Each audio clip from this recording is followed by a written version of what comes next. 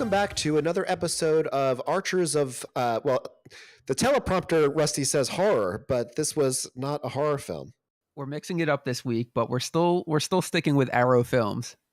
This is an Arrow video release. But we're going with the teenage comedy, The Last American Virgin from 1982.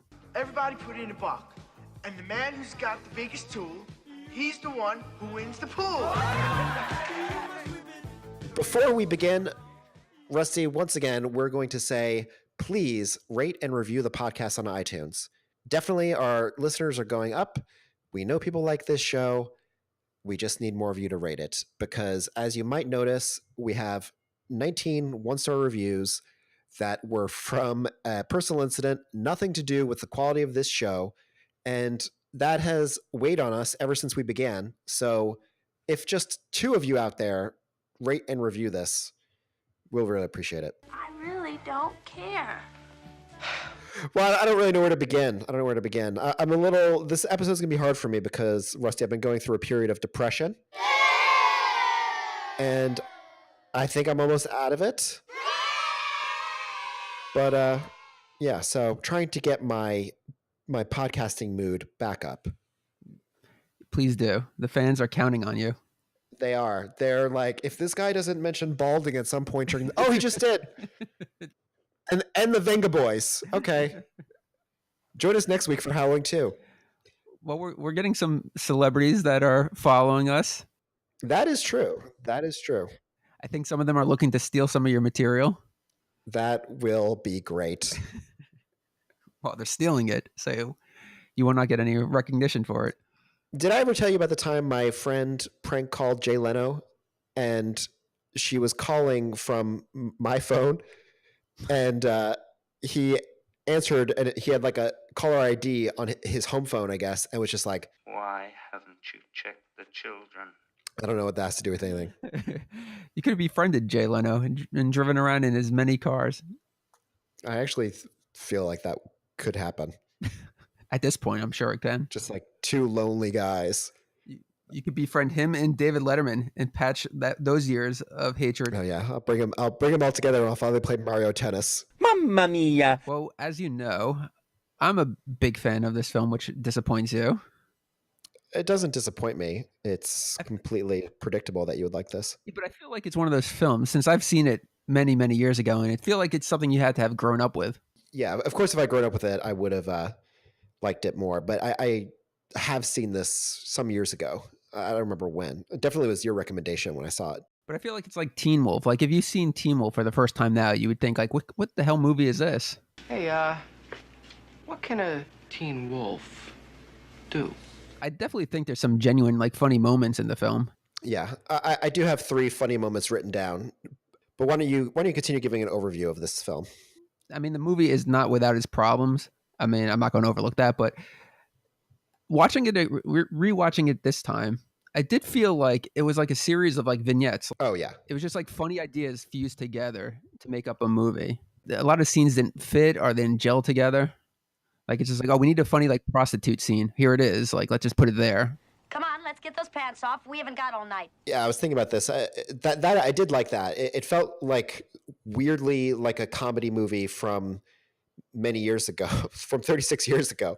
But it felt like the Groove Tube or almost like a compilation kind of movie rather than like a traditional narrative. Yeah.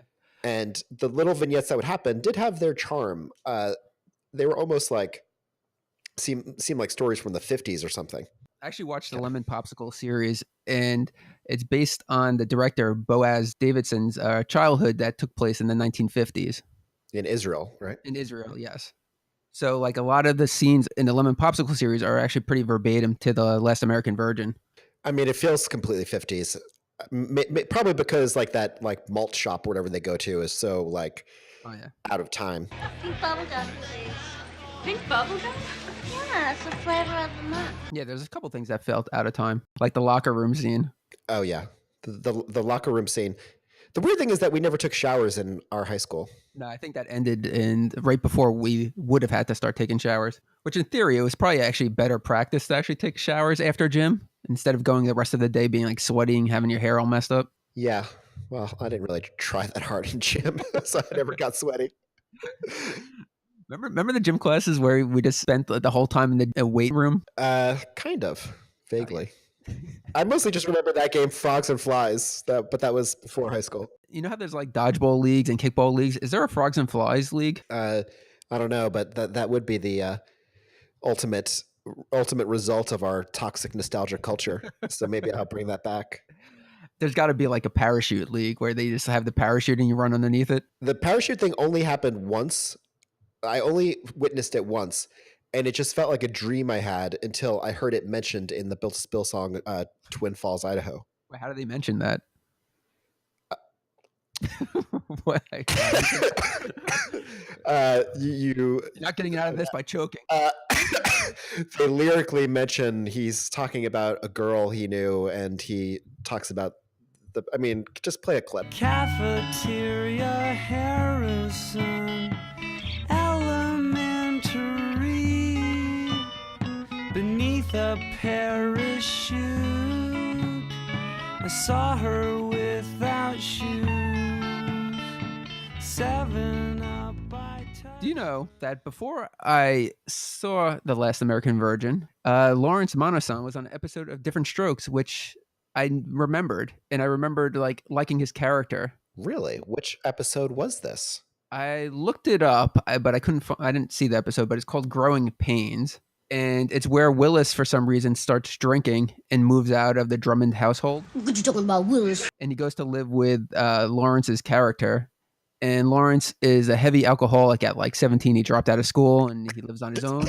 Yeah, it's a very Different Strokes episode. And he winds up dying in a car accident, I believe. I might be wrong on that, but he definitely winds up dying. And then Willis learns that underage drinking is wrong. Yeah. Those messages really hit home for me as a kid. I took them as very factual. I got to refrain from doing those things. Stay away from hot wires or the bicycle shop owner. Well, the big one is refrigerators. I think that Matt on the Purple Stuff podcast already kind of made this joke, but you literally would see a refrigerator on the corner and just run the other direction as if it was going to suck you in like Sarlacc. Well, there wasn't laws then that you were allowed to keep the refrigerator door hinged to it, so you could climb into the refrigerator. Yeah. I spent most of second grade in one. What's all the excitement? Wakanda! We can't find John. He was heading that way. Oh no. Check that old refrigerator. Since you hated The Last American Virgin. I did not hate it. I thought, here's my opinion on the movie. I thought it was interesting. It has a ridiculous soundtrack. I don't know what the budget must have been 10% film, 90% licensing rights. Because it's just the biggest songs. And some of them they kind of overplay a little bit, but then a song will come up that you haven't even heard before near the end of the movie, like that U2 song. So that was cool. I think I found it a little bit boring. Wow, that's crazy because I felt completely opposite. And I've seen this movie dozens of times. Well, tell us more about it. I just think it's fun. It looks cool. If you're into the 80s, that look, you definitely appreciate it. Here's one thing I have to say. I had a lot of trouble tracking this movie down. It's not available on streaming services at all. No. And I like getting the Arrow Blu-rays, and I have all of the previous episodes lined up. But this one wasn't going to come in time. I went to Amoeba, where I desperately looking for The Last American Virgin. The whole time I'm looking for it, I was thinking to myself, okay, if they have it, I got to buy something else too, because I can't just be buying The Last American Virgin randomly. And then I was like, wow, this is so pathetic. Here I am, almost 40 years old, and I'm still buying cover items. It's like when I bought Playboys when I was 11, and I bought a copy of The Economist, as if that was gonna. That just seems like you're out killing people. But going to Amoeba, so I went to Amoeba. They didn't have it, and then I ordered it on Amazon, 1-day shipping. And it was a shitty double DVD of this and losing it. I'm still gonna order the Arrow Blu-ray just to have it. It's worth it. Yeah, I'll probably burn it. No, with Hellgate. Ranger. Oh wait, but I meant to say also. So the DVD that I watched looked like it had been fished out of garbage can. And so there were certain shots where I was like, I bet that looks cool, not on this DVD. So you just had a bad experience. That's the problem. That is part of the problem. I'm watching it on Blu-ray in high def, restored. Yeah, this was not restored. This is like, it opens with that shot of Hollywood, panning across Hollywood, and then it cut to like the pizza store, and the owner's like, and I was like, fuck this. Did you have to watch it with subtitles? I did at one point put subtitles on, but that's a scene we'll get to later.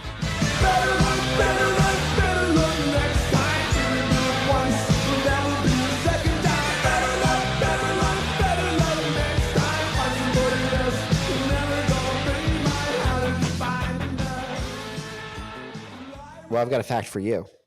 Okay, hit me with it. Diane Franklin, who played Karen. Karen with a K. You also know her from Bill and Ted's Excellent Adventure and Better Off Dead. Yeah, who was she in Bill and Ted's Excellent Adventure? She I is want to say Joan of Arc, but that's Jane Whelan. Yeah, no, she's one of the princesses from like medieval times. I haven't seen that in a long time.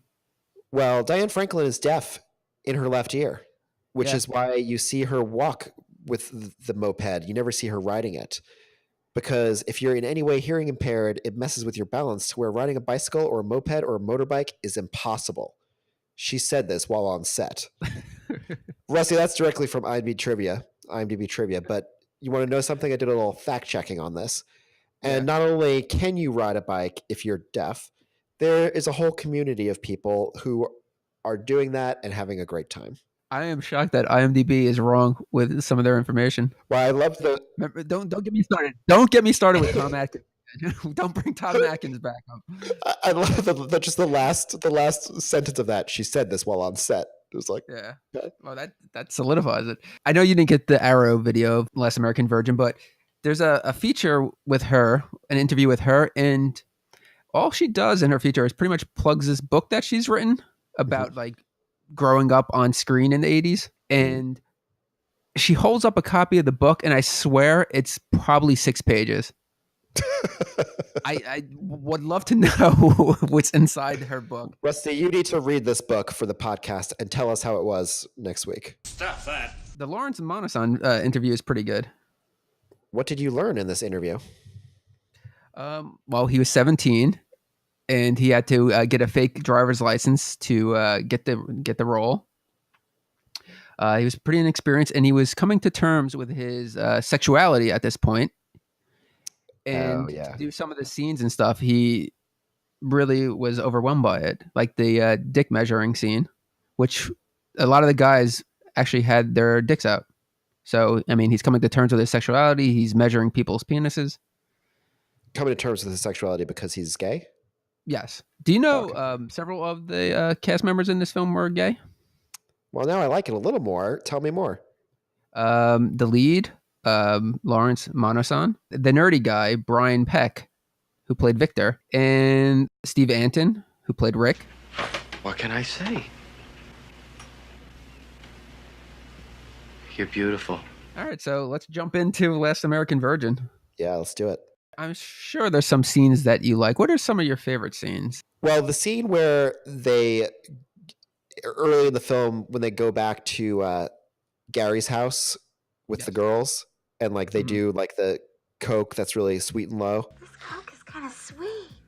And this actually reminded me of a story that I don't think you were there for. Do you remember when we went to, I feel like you were at the party, but maybe went home. It was a party of like, just like hardcore punk people on Long Island in the year 1997.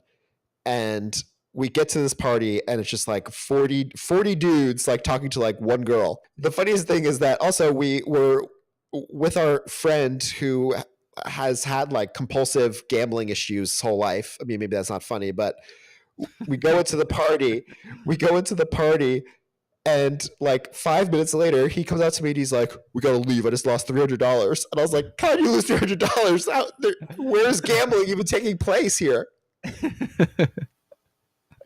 But then we went back to one of their houses And there was a lot of like, I would call it sexual angst in the group, much like in this film. And parties, which were not me, decided to call some strippers to this house. And so it's like 8 hardcore dudes, and these 2 strippers show up. And for the like, first of all, they were not strippers; they were escorts. I got a bad feeling about this. And like, they're like, okay, so like, which 2 of you guys are we going to be like servicing? And there's like 2 guys chosen, and one guy goes off in like the bedroom with one of them, and the rest of us are there with the other one. And she's like, well, before I go off with him, I got to see what I'm getting into. So like, all of you guys get naked. And everyone's like, why are we going to get naked? Not you. And she was like, just all of you guys get naked. And I was like, guys, just everyone get naked. Let's just fucking don't rock the boat here.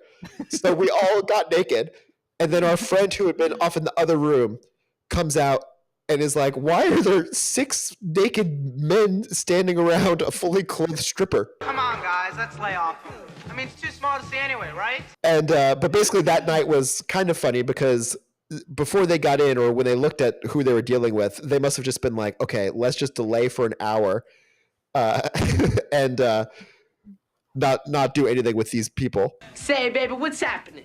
I'm a lean, mean sex machine. Didn't the night end with them being loud in the streets at like 4 a.m.? It did end with them just screaming on the streets at 4 a.m. because it did get a little dark, I would say.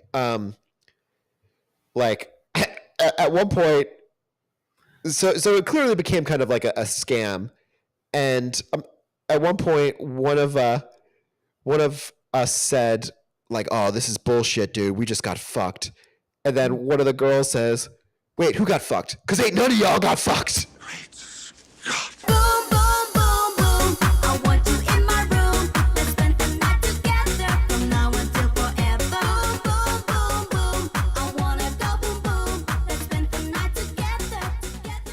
So you like that scene, back to the movie, you like that scene where they get together with the 3 girls? Oh, yeah. And how creepy did the 3 of them look when they were like bringing out the Coke and the chips? Well, it's really strange the way Gary is holding the chips. Yeah, he's holding it like, how would you describe that? He's like holding it over his head almost. Yeah, he's holding it like with a crooked elbow, like the way you kind of imagine like a cartoon chef entering a room with a pizza. But with that scene, so for those that didn't see it, there's like two of the girls are very good looking, and Gary winds up with the choice that he didn't want. Mm-hmm. But it made like teens being a teen, like a teenage boy, like he still tries to pursue her. And I thought that was a pretty funny scene though, when he's like trying to take her bra off and she's eating the chips. The point of that is, did you have like apprehensions with the whole bra thing?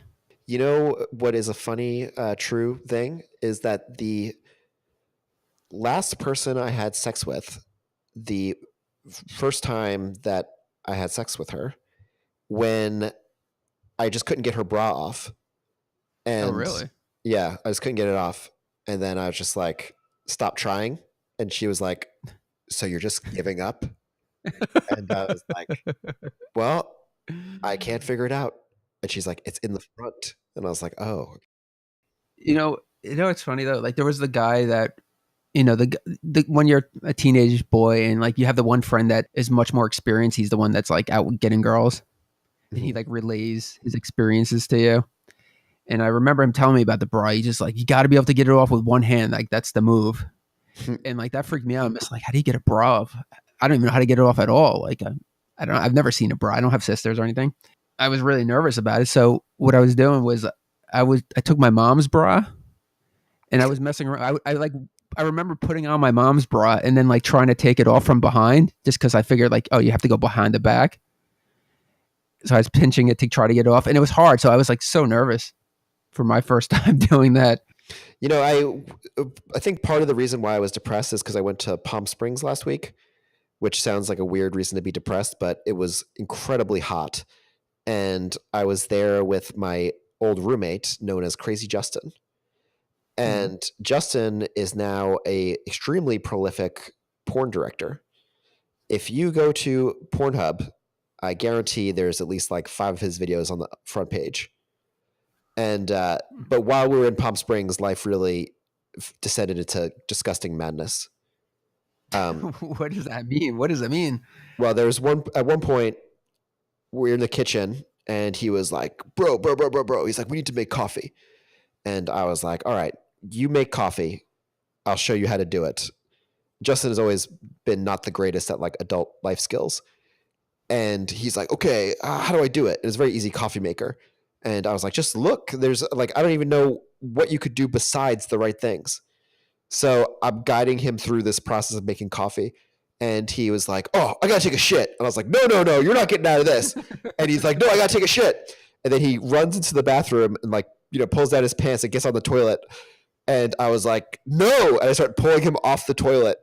And I'm like, get back to making that coffee. And he's like, shit is coming out of my butt, bro. And there really was shit coming out of his butt. So I released him. That reminds me of something that would have like been in Peep Show or something. Oh yeah. And then at another point, he was going to the bathroom, just pissing. And just to shock him, I just like put my hand under his piss. So he just like pissed all over my hand. And I was actually completely unfazed by it. Now I think I could be into piss if I wanted to be, but I don't want to be.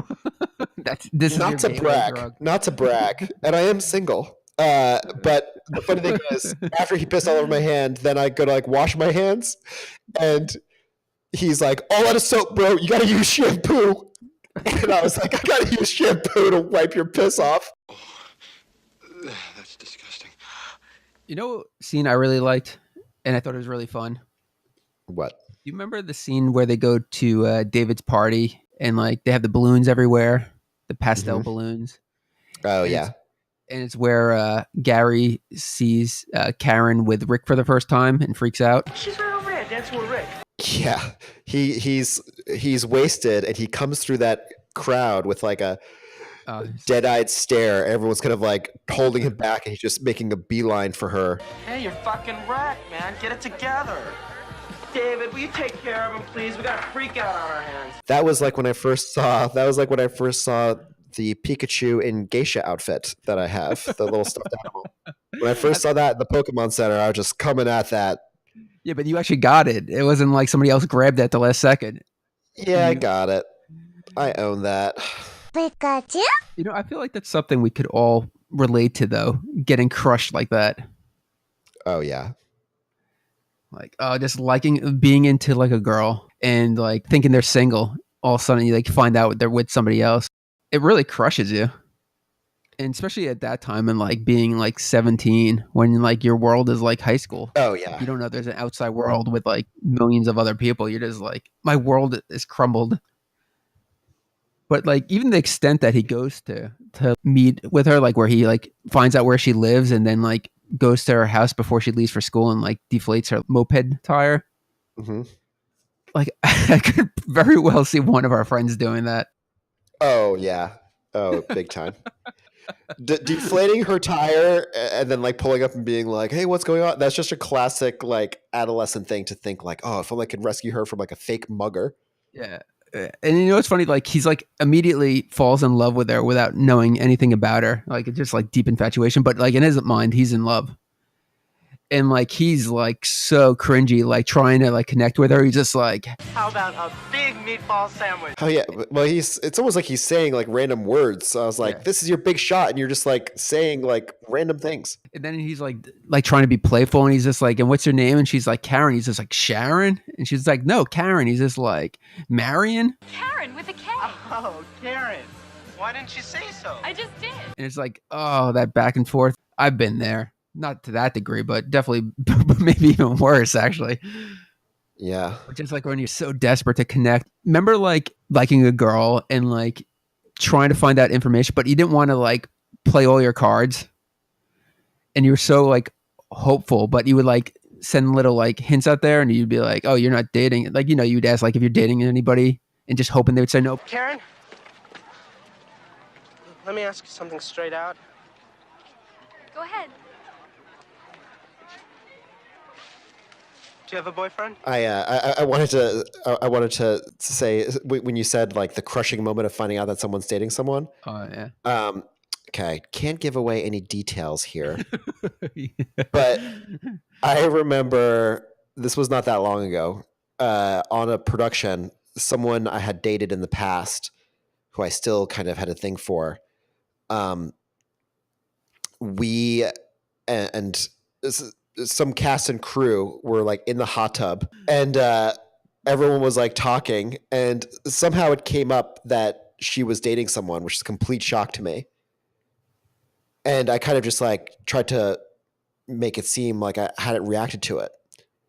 And then I texted someone who was there later, like an actress, and I was like, hopefully I played that moment off pretty well. Like I don't think I gave anything away.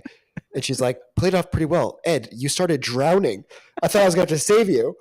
And I was like, oh my God, I totally forgot that my head did start going underwater when I was hearing that. I had to keep like being like, no, don't drown. Don't drown. You know what's funny? You know, like you're in your swimming trunks and you're still breaking out into sweat, like that cold sweat. Oh my God. Oh, that's such a painful feeling. I want to die. You know what's funny though, with that party scene though, like we both went to high school parties and we had a taste of that world. We got a glimpse almost from the outside looking in. Homecoming King, I think I would get a glimpse. How did you do at prom? Were you also prom king? You know, the saddest thing about the prom, which I'm pretty sure you were there to experience this. Yeah. That we were like, oh, the fucking, at this point we were like completely punk, and we were like fucking jocks in their prom, like conformists in their prom. We're going to have a prom that is like actually cool stuff. And it's called the anti-prom. And like, but we couldn't think of anything to do except play mini golf and go to a fucking diner. Yeah, that's pretty punk. It was. Yeah, I mean, God. the shocking thing is that we actually all had dates, I guess. Yeah, that's crazy. I don't know. But they were all kind of friends that were just like, you have to come to this thing and pretend to be a date.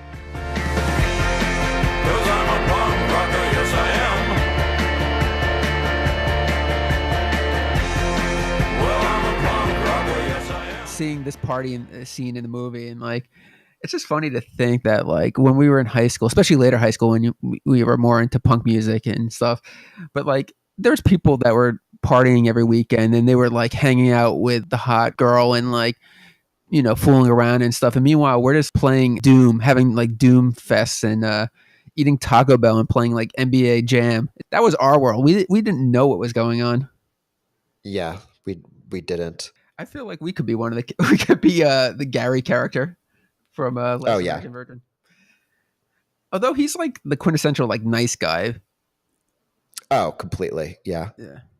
Like he's not like, I mean, internet didn't exist, so he's not going on and like berating the person if they said no, but like you could definitely say like, yeah, he takes Diane Franklin's character for the abortion and he then feels like completely entitled to her.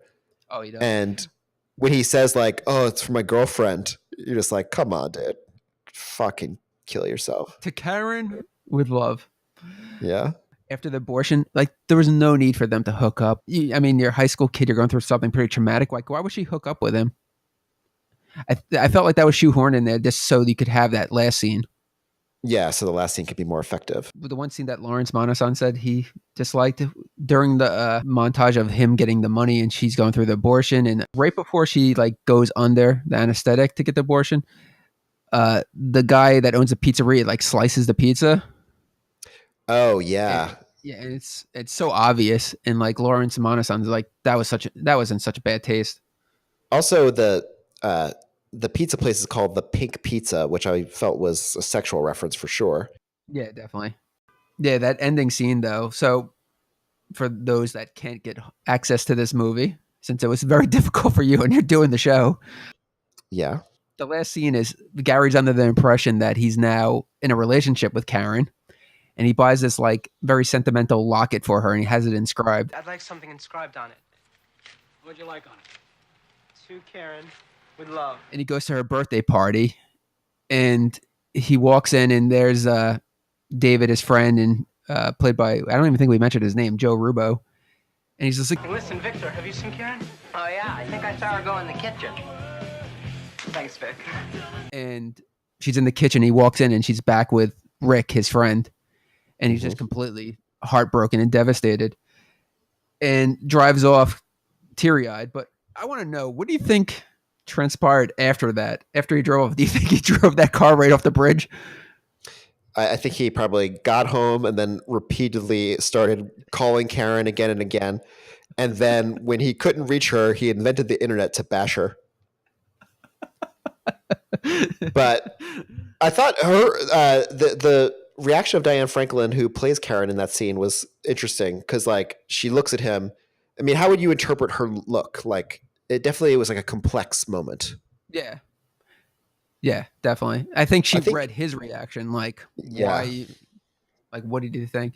You know, I know you didn't see a Lemon Popsicle, and the one thing I couldn't remember and I couldn't find it on YouTube or anything is it's pretty much scene by scene, except I don't remember how they explain the main, Karen and the Gary character getting together because it was an abortion. But in that final scene, when she's back with the hunk guy, she actually feels bad. She like puts her head down and feels really bad. And I like the ambiguity of her like being more confused by it. Yeah, I thought her reaction was kind of like this. She was like, "Oh man, I hurt this guy. I feel bad." And then she's kind of like, "Actually, fuck you." I did like that. Yeah, I don't think Gary deserved. Oh no, not at all. Not at all. I hate these movies that like try to like really wedge this character as like somebody that you're supposed to root for, like much like Daniel in Karate Kid. Like he's not a great character. That is true, but I have to say that we know way more about Daniel in Karate Kid than we do about this guy Gary. Like he's a horny teenage boy. Yeah, and it was just a series of vignettes where you didn't really learn anything about the character. The character didn't really grow at all. Did you ever have an experience in your life where you, not to that degree, but where you made maybe a minor assumption that you were that you had a chance or you were developing a relationship and then was completely wrong? Many times. I remember the girl that you were accused of being the cat killer. Yes, which episode is that? So people know I'm not a cat killer. No, he's not a cat killer, but he was accused of one because he liked this girl that somebody else also liked. And they decided to destroy me by saying that I killed cats with a wiffle ball bat. You are destroyed by that. To this day, people talk about you. How am I going to even catch a cat and then kill it with wiffle ball bat? You were banned from the high school reunion. They said no cat killers. What if I entered with just like a necklace of like cat ears? They were like, it was true. I thought that was just a rumor. He's finally embraced it. But so that girl, I thought I was on the verge. Like I was in there with like dating her. Like I thought I was that close because there was definitely kind of feelings. I think she had feelings. She said she had feelings, so that's where I made the assumption. But then she went to a party and she like hooked up with this other guy. Hey, you, get your damn hands off her. And I reacted the way Gary probably reacted, like a nice guy. Like, oh, I'm sure. You know what's the worst is like when you ream somebody out and they've done nothing wrong. Oh yeah, I tried to make her feel bad. Like, how dare you do this to me? And like she did apologize and kind of was just like, I was drinking and stuff. But like, man, looking back, I was that person. I was a villain. It's honestly good of you to be able to admit that. I can think of times of reaming someone out for nothing, and it's so embarrassing to think about, and I feel so bad about it. Yeah, I definitely think as a teenager, though, when you have those strong feelings, you definitely get that sense of entitlement. She doesn't love you. It's a joke. It's all a joke. Oh my God. Thinking about all the self-righteous speeches given as a teen, especially if this was during our straight edge days, and she was like, I was drinking, and you're like, you're an alcoholic. You're a merchant of death. It was more, I think, well, it wasn't more, but the insult to injury was that the guy that she hooked up with was somebody I completely hated. Guy's a fucking asshole. I'll tell you 2 lines that I liked, my 2 favorite lines in the film. Oh, go for it. What are the 2 lines? When they're trying to figure out where to have the party, and I think David says, Not my house. That's been off limits since Big Earl smoked angel dust and ate my mom's parakeet. David was by far the funniest character in the movie. Yeah. Didn't he had the least career out of any of them. Yeah. You know what's funny? I don't know if you looked up what Joe Rubo looks like now. But no, I did not. If you know his character, just close your eyes and envision him as an adult, and he looks exactly like that. My second favorite line was, how's the pizza world? It's round, Rose! Oh, you're giving Gary props for a good line. Yeah, and I'm giving my third favorite line. Oh, he's got 3. Oh my god. This is actually no. This is the line that I had to put on the subtitles, and I still don't quite get it. But during the fight between Gary and Rick, right? Yeah. That fight, something about like the audio was really weird there. But Gary goes, "You're stupid asshole." He says that really funny. I think that's the audio. You should play like a clip of that fight because it sounds so weird. You're a stupid asshole. And then he says, "You're the biggest load I ever met." And I was like, "What is he saying?" And then I was like, "Load, load." I thought he does say load. What does he say? The subtitle said load. Oh, really? No, he doesn't say load. Unless Okay, he says you're a load of shit. I think he says shit at one point. No, he says you're the biggest blank I ever met. Play the clip. You're the biggest load I've ever met. You know what's funny in that scene? Like Steve Anton's like California accent really comes out. He's like, "Gary, man." Oh yeah, that's so funny. Yeah, he's like, "Come on, Gary, man." He says "man" like really too close together. So that fight scene, which is kind of surreal. You are gonna regret this, Gary, man. You'll regret this. You know what the thing though is, like the whole time, like Rick couldn't be that oblivious. Like every time he's like rubbing it in, he's just like, "Oh, have a date with Karen. You know, I'm going to like hook up with her." And like you could see that like Gary's so visibly uncomfortable, but he like keeps prodding him. Like, wouldn't you know if your like friend was interested in a girl that you were like kind of dating? You wouldn't like rub it in so hard. Yeah. I guess maybe it's just like that obliviousness of like being so caught up in yourself. Couldn't wait around for you to give me the key to your grandmother's house, could I? Meaning what? Meaning that I was the first one to get to Miss Thing over there. What? I fucked Karen. You're full of shit. You're lying. What do you want me to do? Show you an instant replay? You remember the scene with Carmela? Yeah. You know, before I jump into that, played by Luisa Moritz. I think I said that right, hopefully. You know, she got into some trouble recently because she made false claims against Bill Cosby. Really? Even though there was, geez, how many allegations, which are probably all true. Yeah. But people believe that she messed up and she actually meant Nipsey Russell, if you remember Nipsey Russell. No, who's Nipsey Russell? He was an entertainer from like the 70s, maybe 60s, 70s, 80s. He had some game shows that he hosted. But yeah, so she got into some trouble for that. She was also disbarred from the California State Bar. Well, I had no idea she was a lawyer, so... No. Well, she didn't pay her dues, so she got disbarred. But anyway, so the scene with Carmela, she's a customer on Gary's route and like flirts with him. Mm-hmm. So he brings his friends back there because he's like thinks that she's like willing to, which he is, willing to hook up with them. But there's a scene when David goes into the room to like have sex with her, and he's like very shy, and he's like standing against the wall in his boxer shorts, and she says like, "Come to me, my big burrito." Me? You are the only man I see. You sure? That was a good line. And when Gary looks through the keyhole or whatever, and he sees David, humping her. I couldn't even. I was trying to even just figure out like how the actor was physically doing that.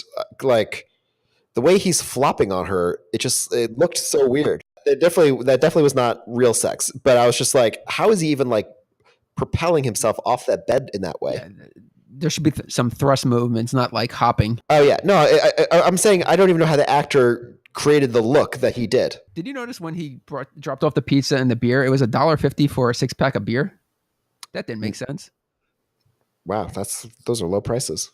Those are, imagine what the Bill from Mutilator could get with that. Wow. Imagine the deal he would come out with. What took you so long? Oh man, wait till you guys hear about this one. This is great. This film hit close to home as we're both former pizza delivery boys. Yeah. I remember you had a lot of stories like that. I did. Yeah, even though we worked at the same place, and on my nights, nothing crazy ever happened. If you want to hear more about Rusty's delivery stories, you should watch the film The Adventures of Baron Munchausen that it's based on. It's like, I made $150 last night and I ended up in a sex cult. And I was like, I made 30 and I'm struggling to read this book, In Evil Hour by Gabriel Garcia Marquez. It's only 110 pages, but I can't get through it.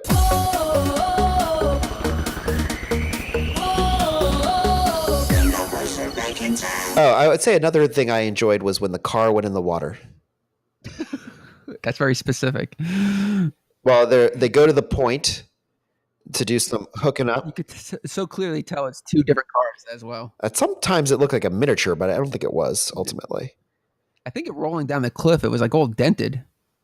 They might have done a couple takes. But yeah, that it rolls into the ocean, and I don't even think like the world's worst kids would have less of a reaction than they do. They're just like, whatever, dudes. They're like, we just did that. We just like destroyed that guy's car because it's not even their car. Yeah. They never even like. It ends with like you seeing the owner of the car in the parking lot, just like assholes. And they've just walked away casually from this car that's like now like drifting off into the ocean. You know, it's so strange though that at times like Gary's willing to like be Rick's wingman with Karen, and other times he's like sabotaging plans. Mm-hmm. But you know the scene when they go to the sex worker. Mm-hmm. And it's so crazy that David turns on Rick. It's so unjustified. How does he turn on him again?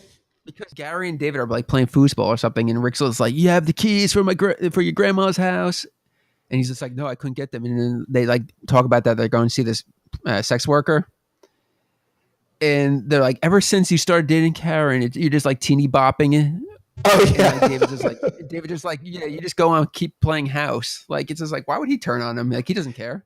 I don't know, but the use of teeny bopping as like a derogatory term, I was like, whoa, what the hell? What year is this movie? I can't even talk to you anymore. I mean, it's Karen this and Karen that. You're too busy teeny bopping all over the place. I thought you guys were my friends. Okay, we're asking you now, Rick. You coming or you not? How can I, Gary? I got a date with Karen right now. Here you go again. Come on, David, let's go. You just go and play house with Karen. I also found it funny when David turned with the sex worker, and he's like trying to make chit chat. So he's like asking her how she is, and he's Cigarette? I have my own. Busy day for you today, huh? Are you here to interview me or to fuck me? I've literally, people have said that to me. Really? Yeah. Oh, because you've been in some red light districts. No. Well, I have been, but no, I meant like, you know, I sometimes could be like talkative, and like the person I'd be with is like, is this an interview or are we going to have sex now? Did you like the scene where they get the crabs and they're trying to drown him? And well, that scene where they're in the pharmacy, very reminiscent of the scene from The Blob, and also from Leisure Suit Larry, where like they go into like a pharmacy and the guy ends up being like, I need 3 yellow condoms or whatever it is. But it was almost weird. It was like the things that they were describing are, you know, probably more embarrassing than crabs. So they might as well just said crabs. Yeah. That scene could have been funny, but the guy that they were asking for the medicine, or the whatever it is, the shampoo, that guy, I would not be embarrassed to approach that guy and ask him for anything. Yeah, me either. That guy was just such a mess. Like I would be whatever you needed. Would you still get the cover item, or would you just get the Playboys and lice cream? I get Playboys, lice cream, and like 10 to 12 other items just to cover it all up. You know, did you ever have lice? No, luckily. Once you had lice, you were an outcast. Oh yeah, I remember I was Did you have lice? no, I did have scabies later in life. I could tell that story, but I remember after like the lice test, I was like looking at this line of kids, and I was like, "Oh, these must be the kids who have lice." And I was just like looking at them, and this one kid was like, "Don't look at us! You'll be here one day. You'll be like us." And I was like, "Oh," and that memory always stuck with me. But you never were. I never So did. look I who's never had laughing it. now. Never had it. Look who's laughing now. I am not an animal. I am a human being. Rusty, do you have anything else to say about the movie? I have to say, I did like their looks. I like the way Rick dressed. But if I was going back in the 80s, I would dress like that. Very suave. It was. Do you know Steve Anton, obviously from the Goonies? Andy, you goonie! But he comes from a pretty famous family as well. Really? He has a few siblings. His sister created the Pussycat Dolls. Interesting. And his brother, Jonathan Anton's like a famous hairdresser and had a show on Bravo for a while. Oh, that's cool. And he has another brother that's, I think, is also an actor. And now Steve's a director. I don't know if this should stay in, but look up recent pictures of Steve Anton.